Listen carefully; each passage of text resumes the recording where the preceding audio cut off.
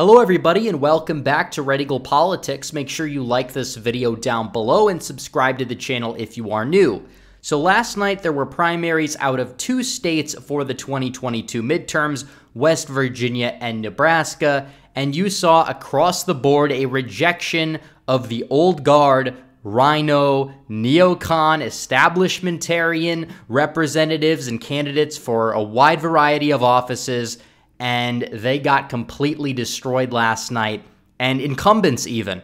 And it was great to see. And we're going to dive into it and cover it. Obviously, there weren't a whole lot of primaries that took place last night that were super high profile or important. There were only two. Next week, I believe, we're going to have Pennsylvania. We're going to have a great deal of them. North Carolina, just a lot of high profile swing state primaries that are going to be very crucial that we're going to be covering all next week and the rest of this week, so do stay tuned for that. But before we dive into this, I wanted to mention that we do have a merch store now, shop.redeaglepolitics.com. You could buy merch, you could support the channel by doing so, and you get something out of it.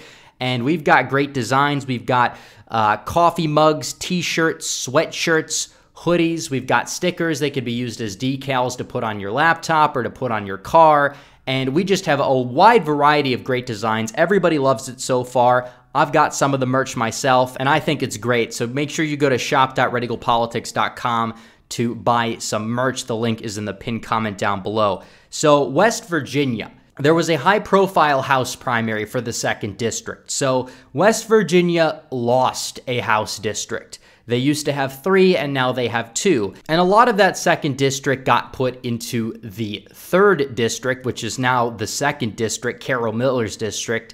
And the rest of it became a part of David McKinley's district. However, a majority of the 1st District, the new 1st District, is still David McKinley's old district. So a lot of people expected David McKinley to do well in the primary. He's well established. He's 75 years old. However, there were a lot of problems with David McKinley. He voted for the 1-6 Commission. He voted for the Vax databases. He voted for Biden's infrastructure scam, where I believe like 10% of it or so went to actual infrastructure.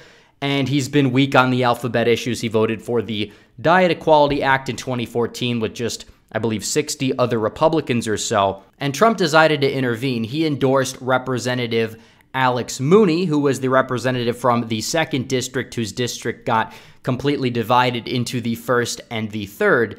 And as a result here, a lot of people still expected McKinley to win at the end of the day. They said Trump's endorsements were losing influence, and this is mostly McKinley's district. And McKinley had a lot of crossover support, a lot of Democrats crossing over to vote in this primary. Even Andrew Yang, I believe, stepped in and endorsed McKinley. Manchin did ads for McKinley in West Virginia. But guess what? It didn't matter. Alexander Mooney, not only did he win by like 10 points, he won by 20. And McKinley only won 3 counties in his old district, and he barely won them, which is funny. And then the part of Mooney's district that was just like fully Mooney's old district, he was running up insane margins in some of these counties. It was absolutely hilarious to see, but he completely destroyed McKinley. He got 54.2% of the vote, almost a 20% lead in this district, despite the fact that McKinley had all this big money, he had all this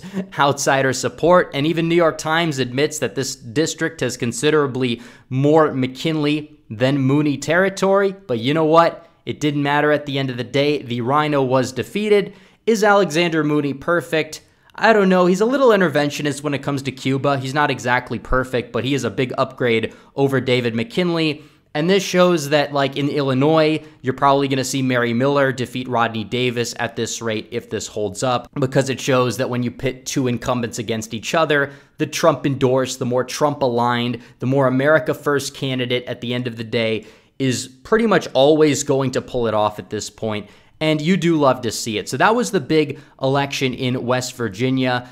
Other than that, Carol Miller easily won that district there. She didn't really face any steep competition there. But you go over to Nebraska, which is where the other primary was. Now, this is interesting because we could talk about the other races and we'll get into them.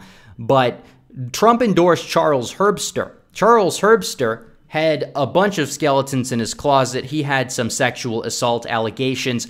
I'm not entirely sure if those allegations are true or not. I think a lot of voters are skeptical, but I think a lot of people just didn't really want to risk it. Even people who supported Trump didn't want to risk it. But the big rhino in this race was Brett Lindstrom.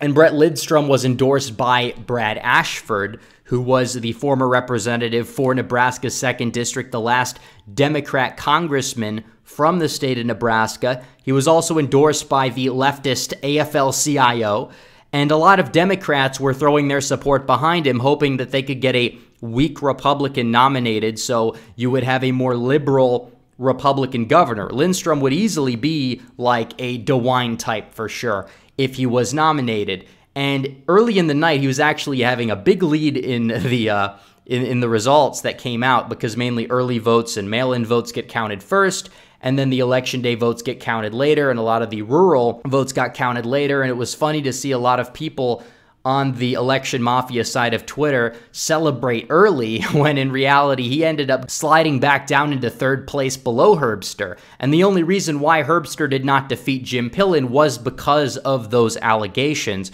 And that's really all there is to it. And Pillen won, he barely won. Is Pillen like perfect? Not necessarily, but he's miles better than Lindstrom.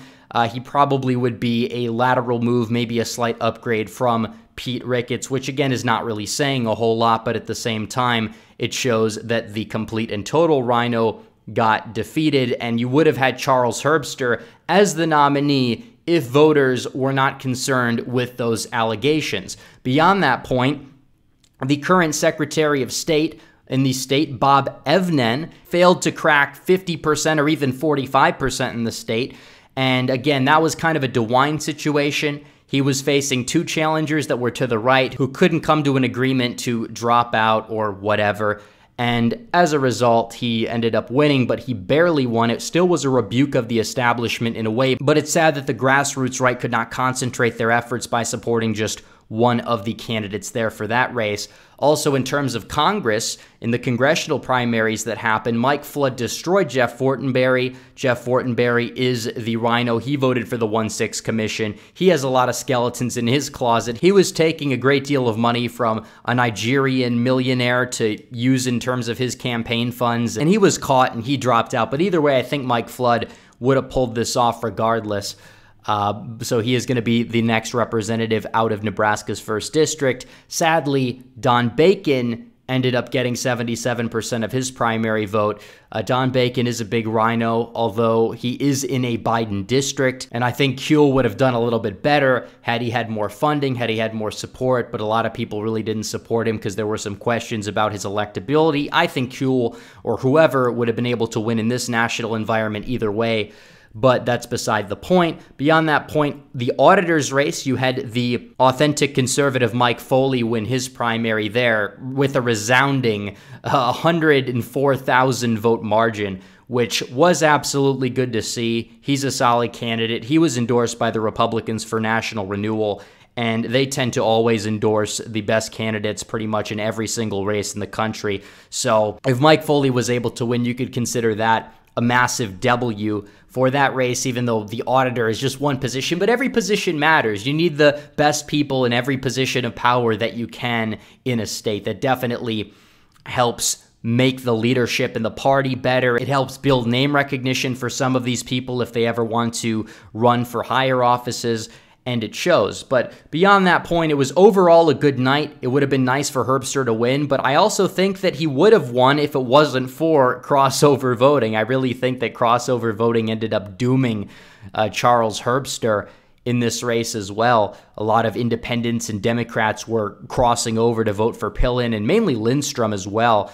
But either way, Pillen will likely cruise to an easy victory. Hopefully we can push him a little bit further to the right when he is elected in November. But that's beside the point. Either way, it was a solid night. Nebraska, West Virginia. Kind of a boring night, though, for primaries overall compared to what we're going to be dealing with in the next week or so, in the next couple of months. Pennsylvania is a big one. North Carolina, Georgia, you name it. We got a lot of high-profile primaries that are coming up, but Anyways, guys, thanks for watching this video. Like this video down below, comment down below, subscribe to the channel, hit the bell for notifications so you never miss another video. Follow me on social media. The links are all in the description down below. And buy the merch and join the website. The links are in the pinned comment. As always, guys, thanks for watching. Red Eagle, out.